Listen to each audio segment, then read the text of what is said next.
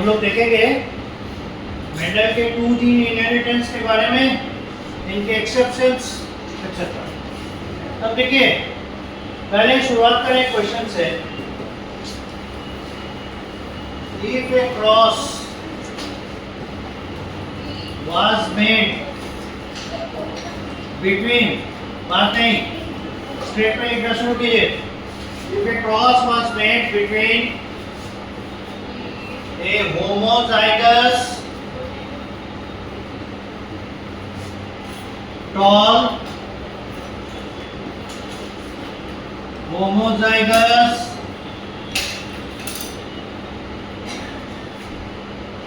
brown homozygous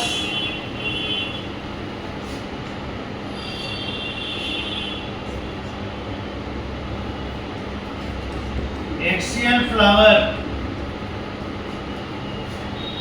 of pea plant with recessive plant height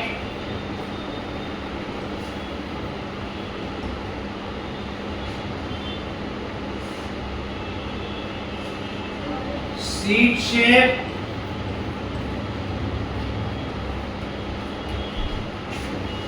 and flower position of a pea plant, then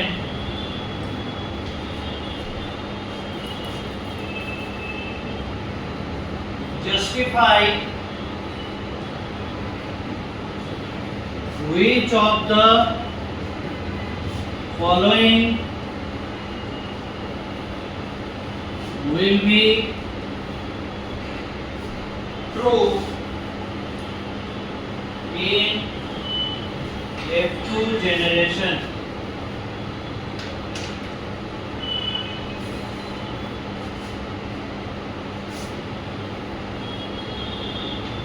Heterozygous tall,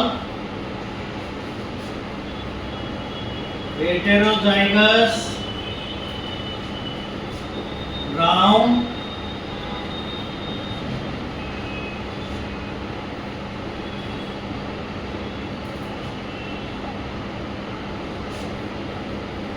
terminal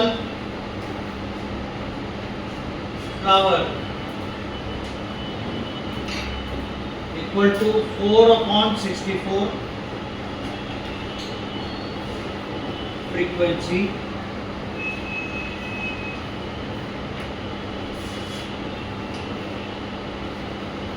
all heterozygous in property equal to 4/64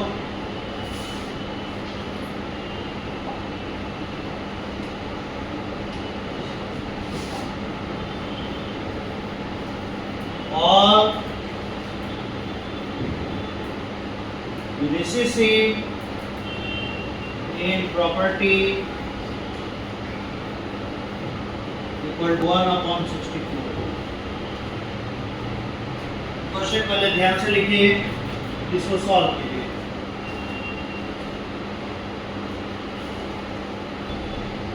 इसमें satisfy होगा पहला और तीसरा, A and सी।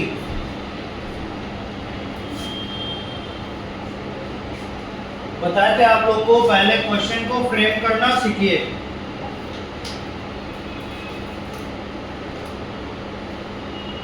देखिए क्या क्या हम लोग को दिया है यहाँ। कर है cross made homozygous tall, homozygous round, homozygous axial. अगर याद नहीं हो तो बता दें, axial flowering is dominant character, terminal flowering recessive character. और इधर हो जाएगा small T small T small R small R small A small A. F1 generation में क्या दिखाई देगा? Capital T small T capital R small R capital A small A, यही आएगा। अब यदि सेल्फिंग होता है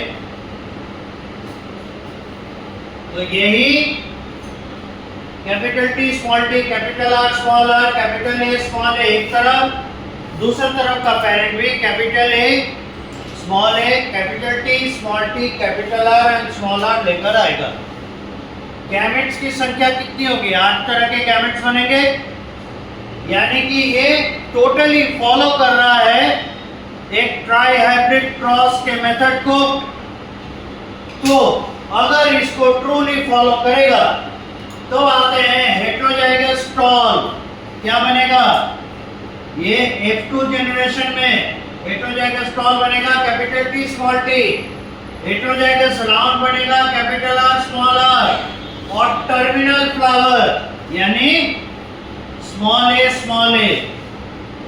ये है A।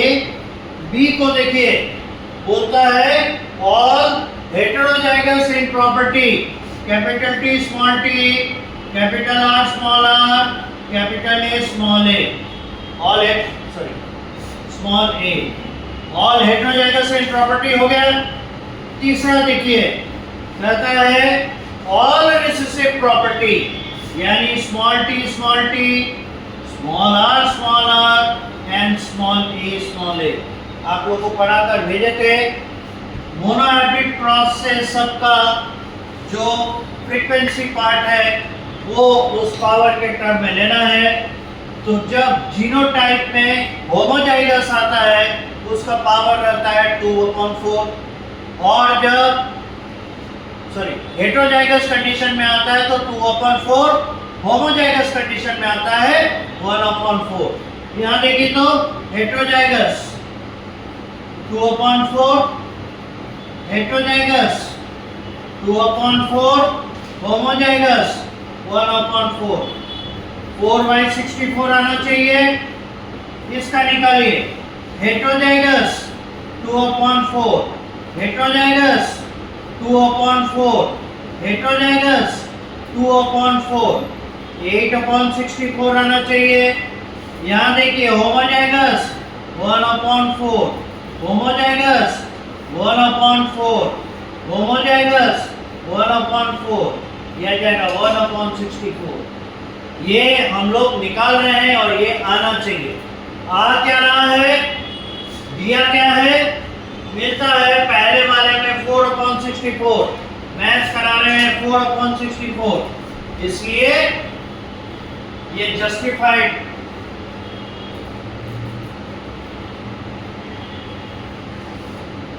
दूसरे वाले में 8/64 आता है, इसको मिला है 4/64, नॉट जस्टिफाइड।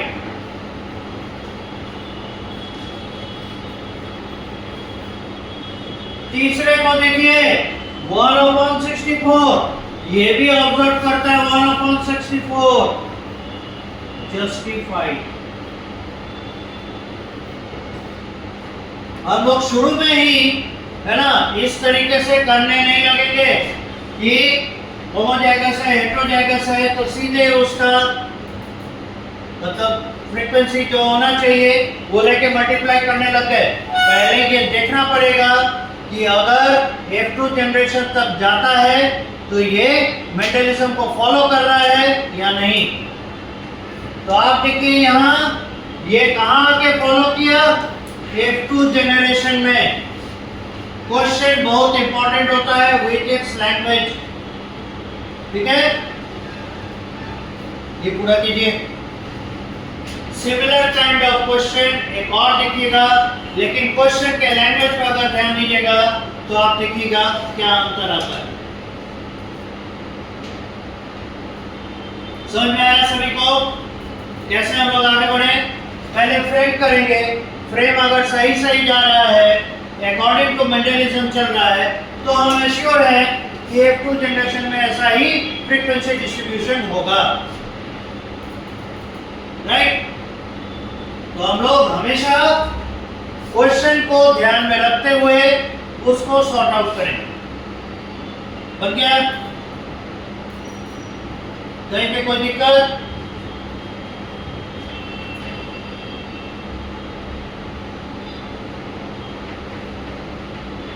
तो जहां जस्टिफाइड है वहां जस्टिफाइड होगा, जहां नहीं जस्टिफाइड है वहां नहीं जस्टिफाइड होगा। आप लोगों में बेसिक प्रॉब्लम कहां पे आ रहा है? अभी भी बहुत लोग स्ट्रगल कर रहे हैं कि हम गैमेट्स कैसे बनाएं।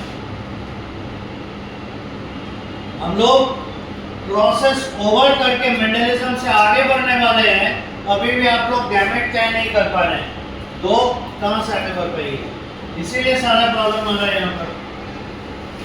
पहला काम है गैमेट कैसे तैयार होगा, टाइप्स ऑफ गैमेट्स कैसे बनेंगे उसको समझना। और गैमेट कैसे बनेंगे उसके लिए एक ब्रेकअप करके आपको दिखाए भी थे। अगर डायहाइब्रिड क्रॉस है तो किसी एक को फिक्स कर लेंगे तो दूसरे वाले को वैरी कराएंगे। तो वो सारा काम घर पे जाके वर्कआउट कीजिएगा, तभी ना आपका सॉर्ट आउट होगा। खाली सोचते हैं कि हमेशा याद हो जाए, याद होने वाला नहीं है। मैथमेटिक्स है, 1 लाख प्रकार का प्रॉब्लम एक ही कॉन्सेप्ट से आ सकता है।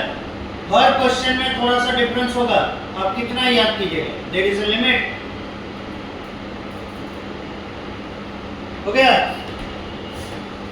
अब देखिए सिमिलर टाइप ऑफ आर्गुमेंट करके क्वेश्चन कैसे किया जा सकता है। कह रहा है a cross was made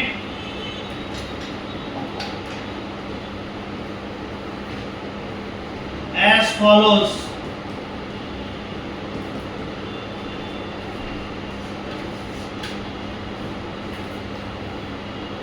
P small p, Q small q, Y small y cross P small p, Q small q, Y small y. What will be the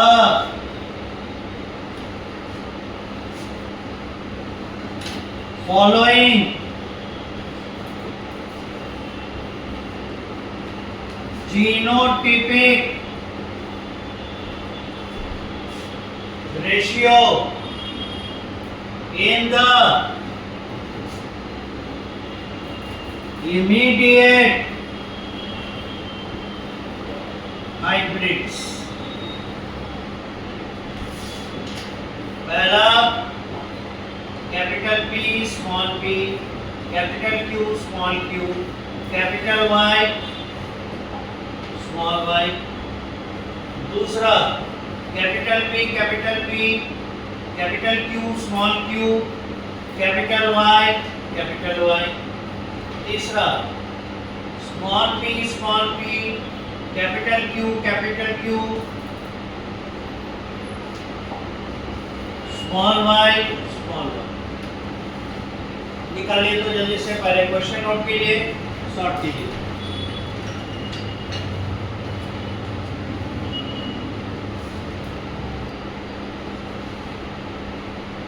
ये सब मिनटों का है, क्वेश्चन देखकर आंसर सीधे टिप ऑफ द टंग बन जाता है, need not to write too much. लेकिन हाँ, जहाँ पे सब्जेक्टिव क्वेश्चन रहेगा एक्सप्लेन कीजिए step by step, then it will take time. MCQ में ये फ्रैक्शन ऑफ सेकंड का क्वेश्चन, बस क्वेश्चन पढ़ने में जो समय लगा सो लगा, दैट्स ऑल। यहाँ देखिए, आप पिछला क्वेश्चन ध्यान दीजिए, आपको जो रेशियो निकालने के लिए था किसमें था? F2 जनरेशन में था। यहाँ ध्यान दीजिए, आपके पास क्रॉस में दोनों के दोनों पेरेंट क्या है? हेटेरोजाइगस है, दिख रहा है ना? दोनों पेरेंट हेटेरोजाइगस है। दूसरा, आपसे जो मांगा है रेशियो, कौन वाले जनरेशन में कहा है? इनडायरेक्ट में इमीडिएट हाइब्रिड। इमीडिएट हाइब्रिड मतलब क्या होता है?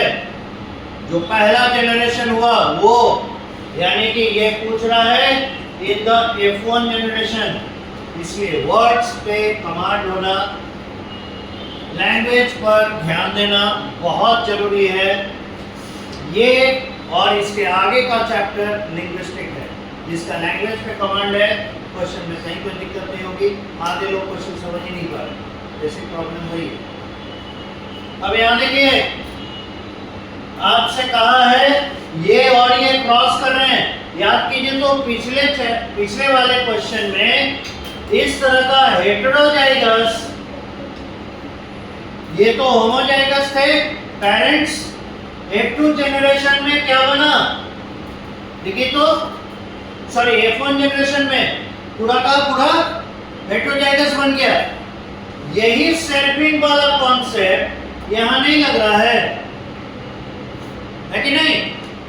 तो यहाँ जब सब होमोजाइगस दिया तो F2 जनरेशन में इस तरह का डिस्ट्रीब्यूशन होगा, और यहाँ जब पेरेंट ही हेटेरोजाइगोट्स हैं तो F1 जनरेशन में ही F2 जनरेशन वाला डिस्ट्रीब्यूशन देगा।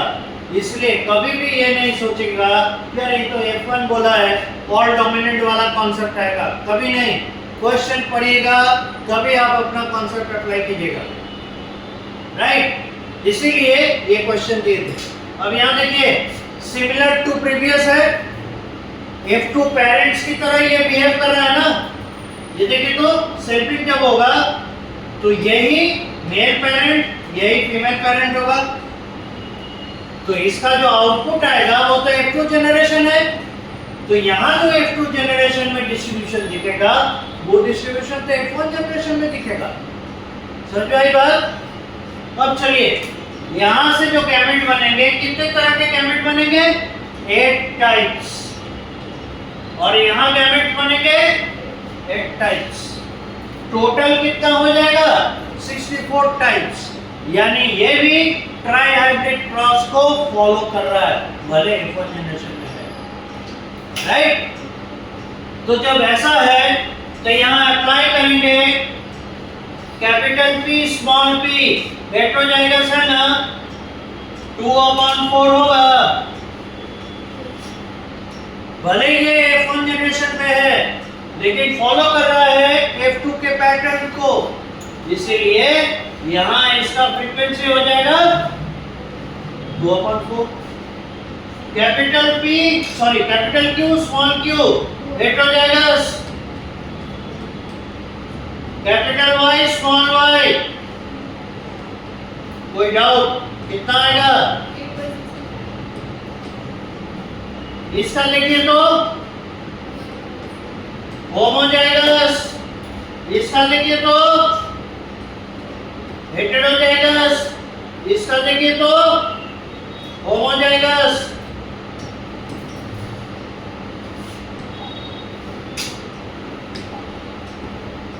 टू बाई 64 होगा। इसका देखिए होमोजाइगस,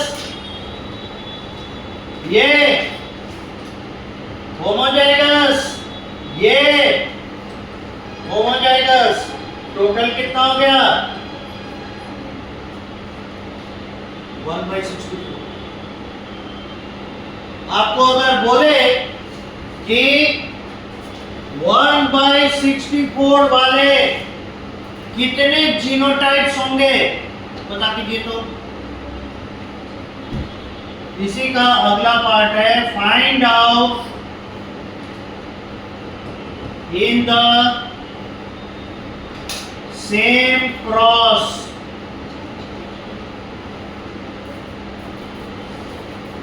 which would be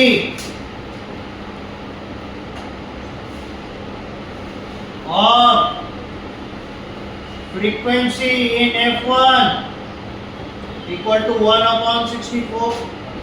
कौन कौन से होंगे जो इस क्रॉस के F1 में 1/64 फ्रीक्वेंसी लेकर आएंगे? निकालिए जल्दी। जितने पॉसिबल टाइम के क्वेश्चन हो सकते हैं सारे हम लोग डिस्कस कर रहे हैं।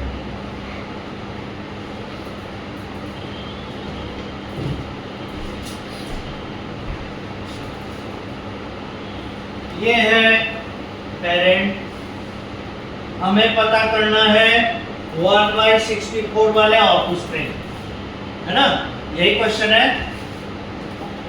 चलिए आगे बढ़िए। Capital P small p, capital Q small q, और क्या किया है, capital Y small y,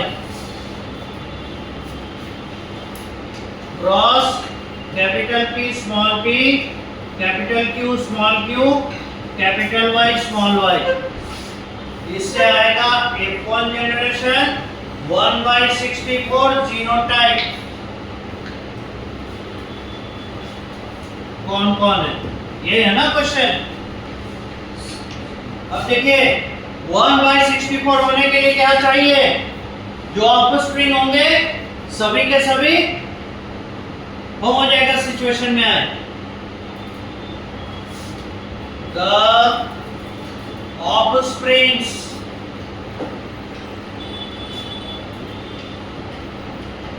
which are in all homozygous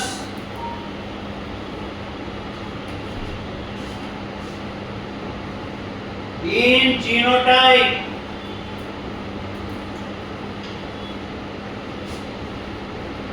are 1/64 in frequency।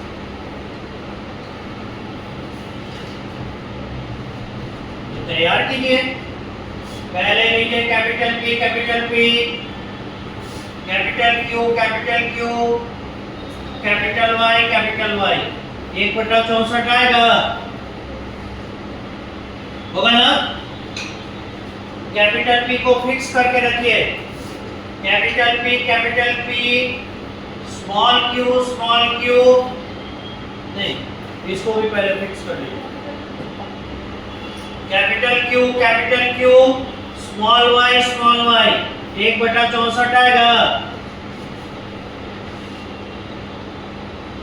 इसमें दो ही पॉसिबिलिटी होगा ना, तीसरा तो हेटेरोजाइगस हो जाएगा, फिर बढ़ जाएगा। अब देखिए capital P, small q, capital Y, 1/64 होगा ना। अब की बार capital P, small q, small y, 1/64 होगा। अब कैपिटल P का कोटा पूरा हो गया। अब आ जाएंगे किसके साथ, स्मॉल p, और वैसे ही चले कैपिटल Q, कैपिटल Y, 1/64 आएगा, है ना। स्मॉल p, स्मॉल q, नहीं, कैपिटल Q, स्मॉल y, 1/64 आएगा, राइट। अब देखिए small p, small q, capital Y, 1/64 आएगा, और small p, small q, small y, 1/64 आएगा। टोटल कितने मिले,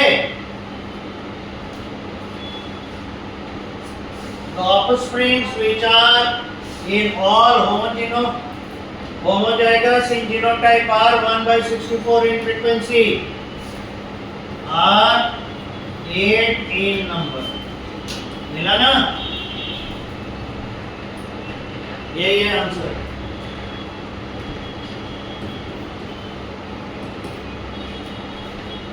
जल्दी बढ़ो कीजिए।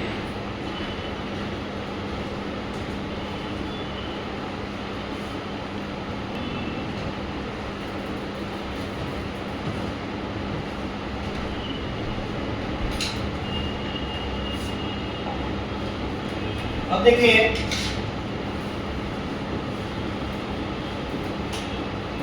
exceptions to Mendel's two gene inheritance.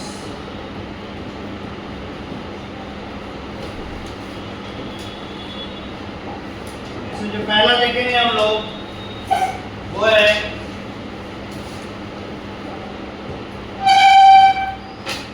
Pleiotropy.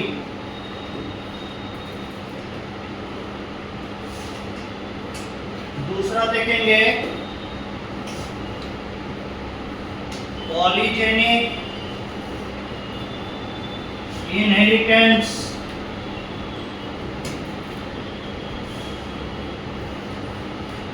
तीसरा देखेंगे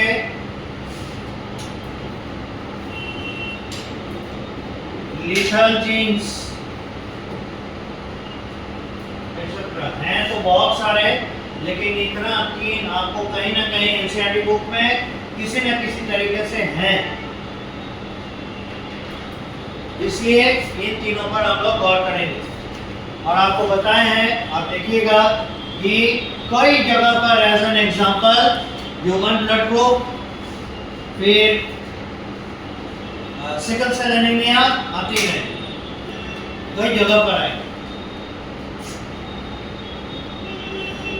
ऐसे तो बहुत सारे है ना इस तरह के एग्जांपल्स हैं, पर किसी एक पर फोकस करके है ना एक पर्टिकुलर इनहेरिटेंस कितने तरीके से अपने आप को रिफ्लेक्ट कर सकता है वो दिखाने की कोशिश की गई। और अगर एक एग्जांपल को बड़े अच्छे से समझ जाएंगे तो आगे उस तरह के कभी भी एग्जांपल्स मिलेंगे आप उनको एनालाइज कर पाएंगे। इसीलिए डिफरेंट एस्पेक्ट से हम लोग इनको पढ़ते हैं। आपके बुक में अच्छे से समझा के पॉलीजेनिक इनहेरिटेंस दिया है और प्लियोट्रॉपी भी है और लीथल जीन्स भी हैं। कहाँ पे आगे देखेंगे, कहीं ना कहीं दिखेगा। ओके, यहाँ तक। अब देखिए one by one pleiotropy.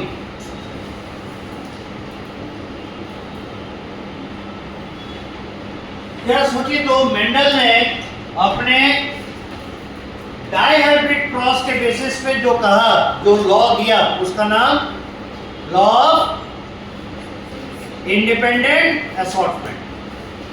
Monohybrid के बेसिस पे दो लॉज दिए थे उन्होंने, law of dominance, law of segregation. पर लॉ ऑफ सेग्रीगेशन को इतना उन्होंने इंपॉर्टेंस दिया कि F2 जनरेशन में डाइहाइब्रिड क्रॉस में भी उन्होंने लॉ ऑफ सेग्रीगेशन को ही ध्यान में रखते हुए लॉ ऑफ इंडिपेंडेंट असॉर्टमेंट बनाया। और स्टेटमेंट याद कीजिए, उन्होंने क्या कहा है, जब दो या दो से अधिक है ना सेट ऑफ कंट्रास्टिंग कैरेक्टर लेकर क्रॉस कराया जाएगा तो प्रत्येक सेट ऑफ कंट्रास्टिंग कैरेक्टर बिना दूसरे से इन्फ्लुएंस हुए, ब्लेंड हुए F2 जनरेशन में सेग्रीगेट हो। तो सेग्रीगेट अगर होगा तो वो जो रिसेसिव वाला है वो रिसेसिव 1/4 और बाकी जो डोमिनेंट है 3/4 बनकर दिखेंगे, जिसको हम लोग याद होगा एग्जांपल में total tall ratio total dot dihybrid में निकाले थे 3/1 आ गया था। फिर टोटल राउंड टोटल रिंकल फिर से 3/1 आ गया था फिनोटाइपिक रेशियो, जिससे मेंडल ने जो कहा वो प्रूव हो गया।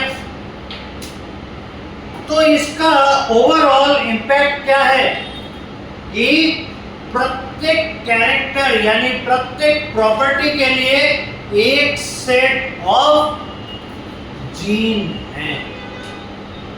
मेंडल ने जिन्हें है ना फैक्टर्स के शक्ल में कहा था, आज मॉडर्न डे में उन्हें हम जीन्स कहते हैं और उनके जो डोमिनेंट और रिसेसिव फैक्टर्स थे उन्हें हम आज के डेट में डोमिनेंट और रिसेसिव एलील्स कहते हैं।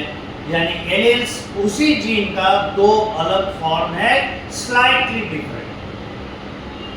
ठीक है, अब ये डिफरेंस लेवल अगले चैप्टर में क्लियर होगा कहां पे जाके होता है। फिलहाल स्लाइटली डिफरेंट लेकिन सेम जीन, यानी एक जीन का एक प्रॉपर्टी पे कब्जा, दूसरे प्रॉपर्टी को पहला वाला जीन इन्फ्लुएंस करने नहीं जा रहा। यही है ना लॉ ऑफ इंडिपेंडेंट असॉर्टमेंट। बात मान रहे हैं, एग्री कर रहे हैं सभी?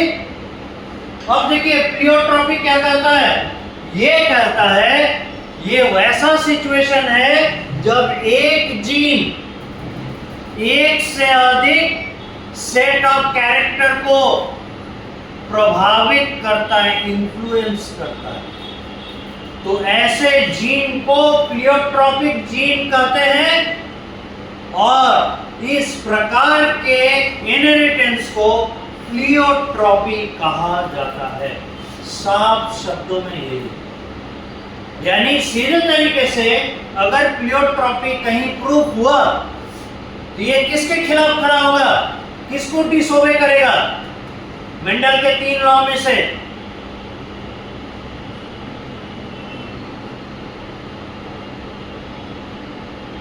किसको डिसोबे करेगा? अरे कुछ पूछ रहे हैं, जवाब चाहिए। तीनों पर सोचिए ना। लॉ ऑफ डोमिनेंस को डिसोबे करेगा क्या? क्यों? लॉ ऑफ डोमिनेंस को क्यों नहीं डिसोबे करेगा? ये तो तय नहीं करेगा, पर क्यों? हर एक के पीछे लॉजिक है, साइंस है, ऐसे हेमसेट कुछ नहीं है। क्यों डिसोबे करेगा? इसलिए डिसोबे करेगा क्योंकि वो one set of contrasting character लेके काम किया है। यहां मोर देन वन होगा, इसलिए मोनोहेब्रिड क्रॉस में ये बात नहीं आती है। तो लॉ ऑफ इंडिपेंडेंस, ये क्या कहते हैं, लॉ ऑफ डोमिनेंस डिसोबे नहीं हो रहा। दूसरा लॉ क्या था? Law of segregation. वो क्या कहता है? गैमेटोजेनेसिस के पहले pair of the factors separate हो जाते। यही है ना लॉ ऑफ सेग्रीगेशन। क्या उसको डिसोबे कर रहा है ये? उससे कोई लेना देना। तीसरा law, law of independent assortment. एक जीन या एक सेट ऑफ कंट्रास्टिंग कैरेक्टर दूसरे सेट ऑफ कंट्रास्टिंग कैरेक्टर पे असर नहीं डालेगा। और ये क्या कर रहा है? दूसरे सेट ऑफ कंट्रास्टिंग कैरेक्टर पे ही अपना इन्फ्लुएंस दिखा रहा है। इसने किसको डिसोबे किया? थर्ड लॉ को, लॉ ऑफ इंडिपेंडेंट असॉर्टमेंट। समझ में आया? इस तरीके से स्टेप बाय स्टेप आप अगर समझेंगे तब इनसे रिलेटेड क्वेश्चंस बनेंगे। अब देखिए प्लियोट्रॉपी का statement, when a single set of gene influences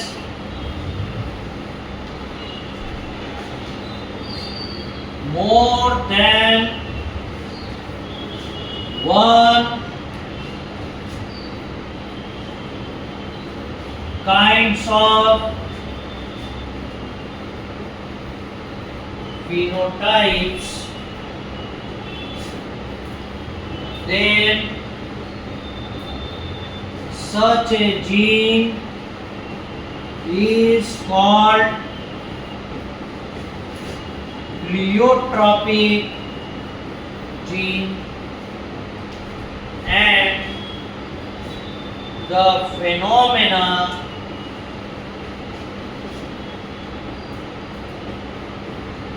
pleiotropy and the phenomena pleiotropy.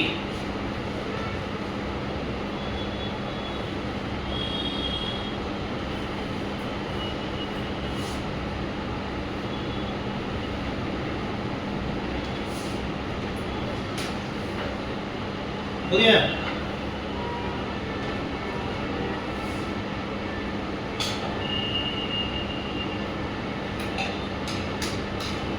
जरा चेंज करके लिखिएगा।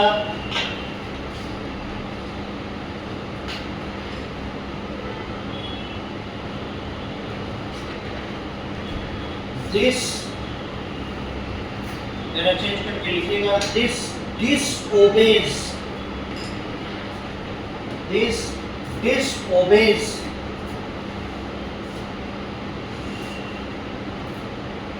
Mendel's third law. This disobeys Mendel's third law of inheritance, that is law of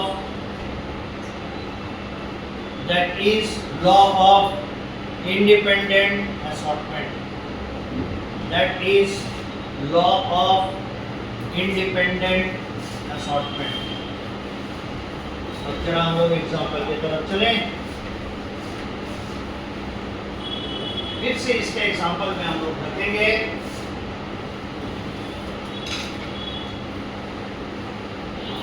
sickle cell anaemia. Example है sickle cell anaemia. दूसरा example है starch synthase gene in the bee plant। ये explain तो किया है, लेकिन वो क्या बताना चाह रहा है यहाँ पे आपको समझ में आएगा। बुक में दिया होगा कॉन्सेप्ट ऑफ डोमिनेंस। अब देखिए, पहले हम लोग समझे सिकल सेल एनीमिया को दूसरे एस्पेक्ट से।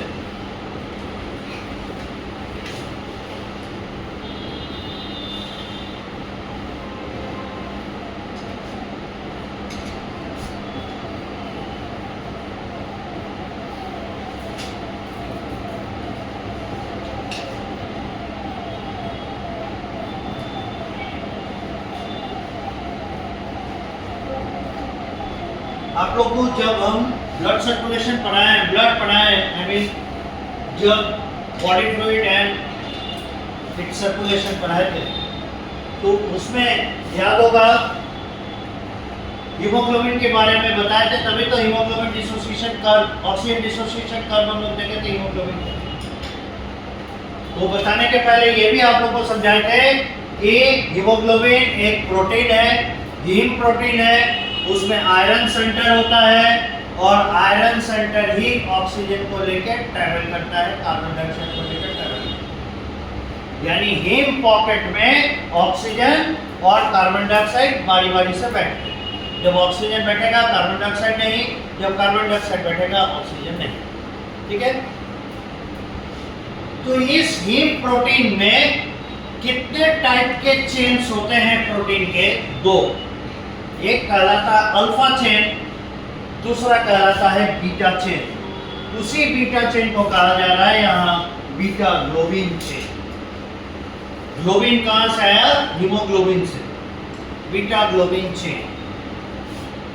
अब देखिए, एक फिनोटाइप जो होगा वो फिनोटाइप है बीटा ग्लोबिन चेन और हीमोग्लोबिन का बनना, यानी उसका फॉर्मेशन। ये एक प्रॉपर्टी है। अब इस प्रॉपर्टी के दो पहलू, contrast, normal functioning, abnormal functioning. समझ आ गया? Beta globin chain formation is a phenotype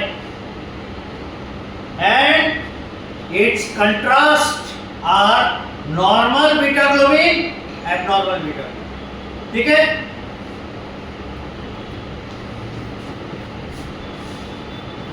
to contrasting, बहुत ग्रास रूट लेवल से चल रहे हैं, फिनोटाइप्स।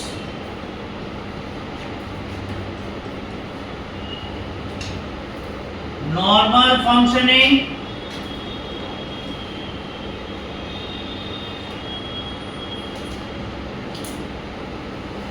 abnormal functioning। एक फिनोटाइप, इसके दो कंट्रास्ट। नॉर्मल फंक्शनिंग के लिए एलील या फैक्टर बता पाइएगा? एबनॉर्मल फंक्शनिंग के लिए फैक्टर या एलील? कौन बताना चाहेंगे?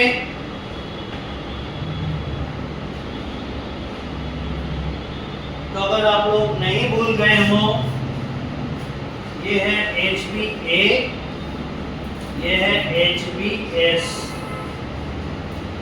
नॉर्मल के लिए, नॉर्मल बीटा ग्लोबिन चेन बनाने के लिए HbA, एबनॉर्मल वाले के लिए HbS।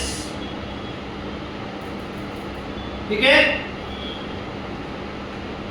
याद तक नोट कीजिए।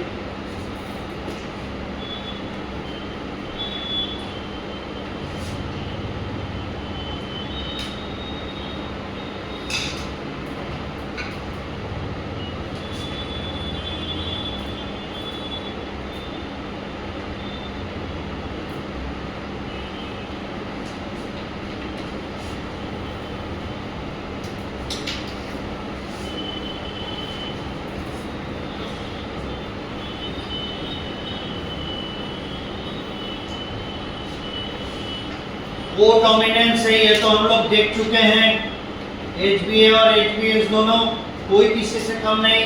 जब भी दोनों हेटेरोजाइगस कंडीशन में आते हैं 50% नॉर्मल 50% एबनॉर्मल होता है ना।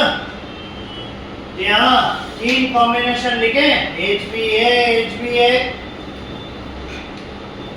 HbA,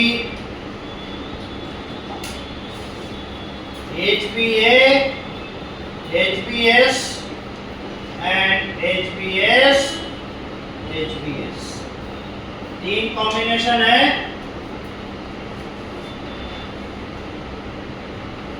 ये कॉम्बिनेशन क्या बता रहा है? जीनोटाइप भी बता रहा है ना, ये जीनोटाइप बता रहा है। तो हीमोग्लोबिन का बीटा चेन फिनोटाइप देखना पड़ेगा।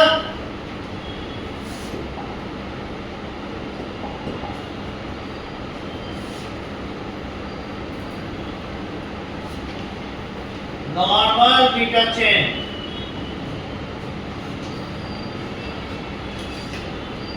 जब HbA HbA रहेगा फिनोटाइप क्या होगा? Normal beta chain.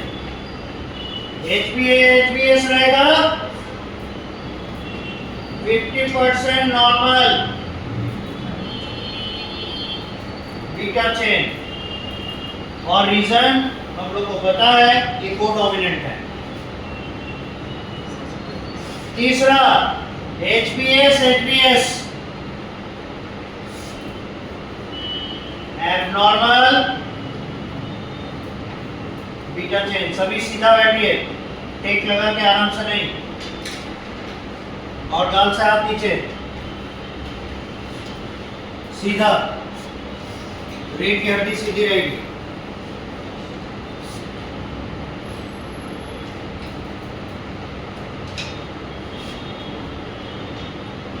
हो गया?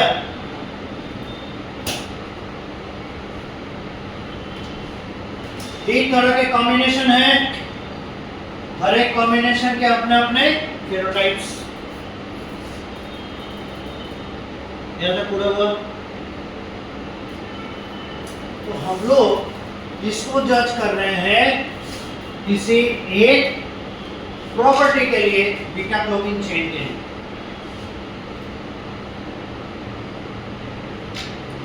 याद है पूरा किए?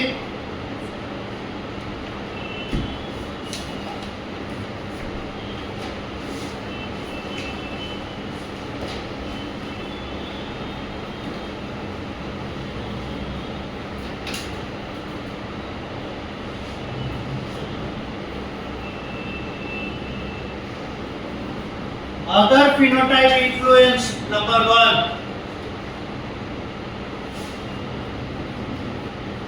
shape of hemoglobin।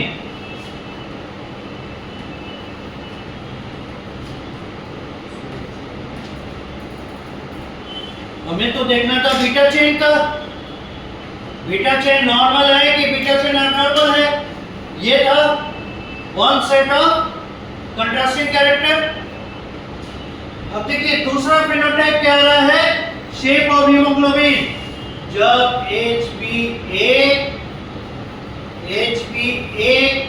एक साथ आता है, HbA HbS एक साथ आता है, HbS एक साथ आता है, तो सिनेरियो देखिए दूसरे फिनोटाइप पर क्या असर पड़ता है। ये बनता है ग्लोब्यूलर हीमोग्लोबिन।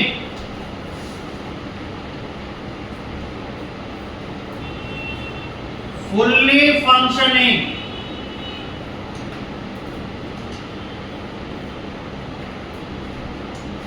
Globular haemoglobin. ये वाटर में डिसॉल्व, मतलब वाटर में फ्लोटिंग कंडीशन में रहेगा। वाटर मतलब ब्लड प्लाज्मा, ब्लड प्लाज्मा में जो फ्लोट कराने वाला मटेरियल है वाटर ही तो है, तो उसमें ये फ्लोटिंग कंडीशन में रहेगा, कहीं स्टिक नहीं करेगा, ऑक्सीजन ले जाएगा, कार्बन डाइऑक्साइड ले जाएगा लंग्स में।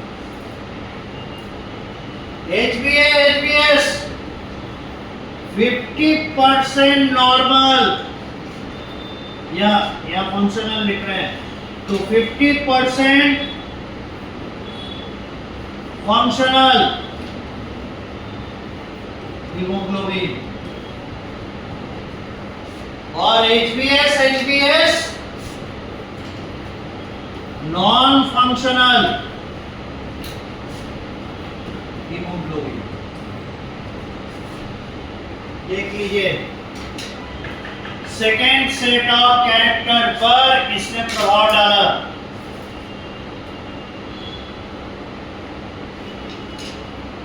मेंडलिज्म को रिफ्यूट कर रहा है, डिसोबे कर रहा है। ये मेंडल के थर्ड लॉ के अनुसार एक सेट ऑफ कंट्रास्टिंग कैरेक्टर, एक प्रॉपर्टी, दूसरे पर कोई इंफ्लुएंस नहीं। यहां देख रहे हैं दूसरे पे इंफ्लुएंस किया।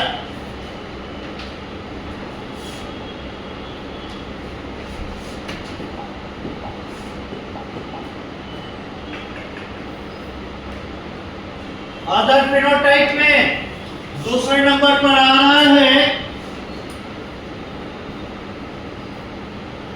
Shape of RBC.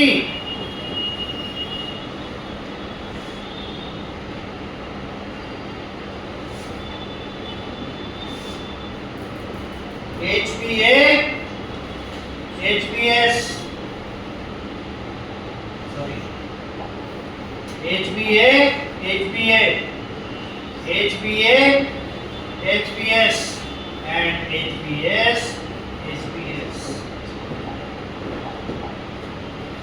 अगर HbA होमोजाइगस है, शेप डोनट शेप या circular बाइकॉन्केव।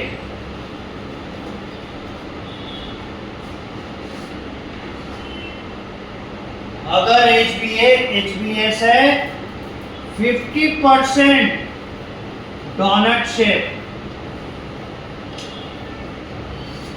And 50% sickle shape RBC का, और तीसरे कंडीशन में 100% सिकल शेप।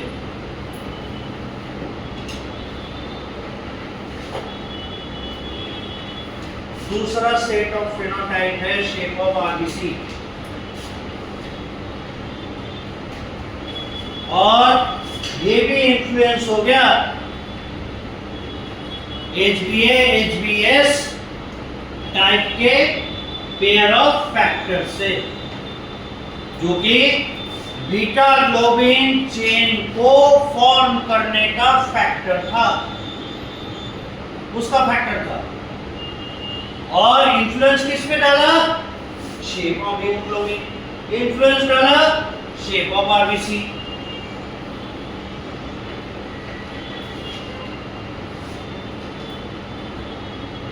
हो गया तो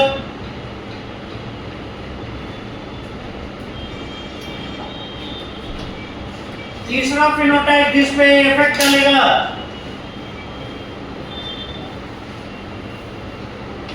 development of anaemia,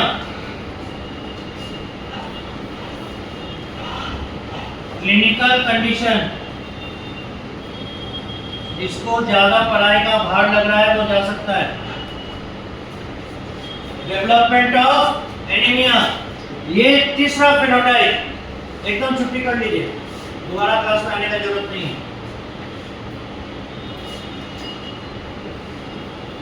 HPA, HPA,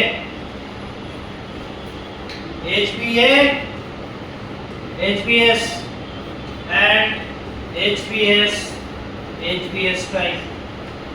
in combinations यहाँ क्या होगा? No anaemia, totally normal haemoglobin percent.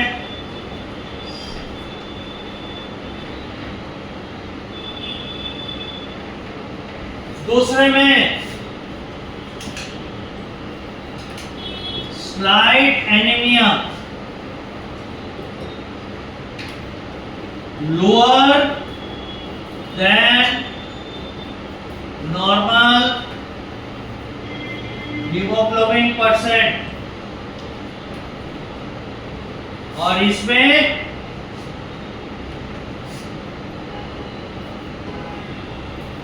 Very low haemoglobin percent, यानी total anaemic.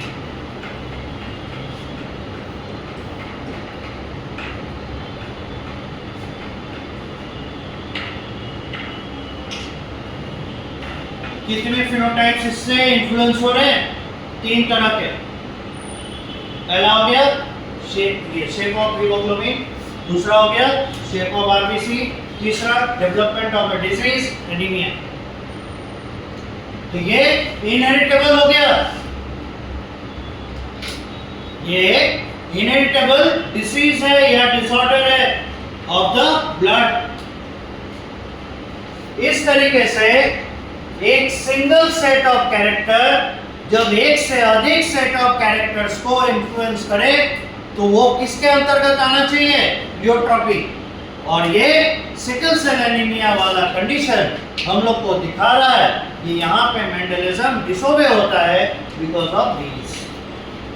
That is why it qualifies for the pleiotropy. समझ में आया? पैरा चेंज करके लिखिएगा। From the above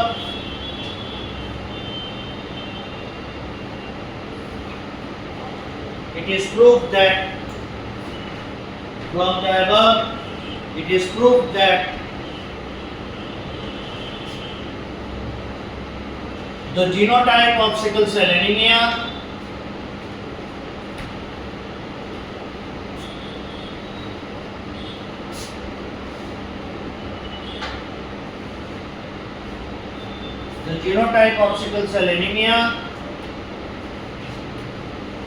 are actually the result of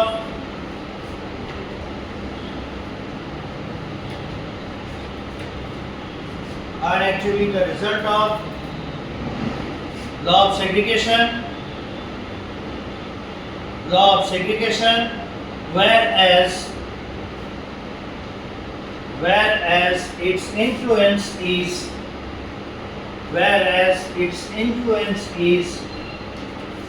pleiotropic, PLIOTROPIC, जबकि इसका influence pleiotropic है।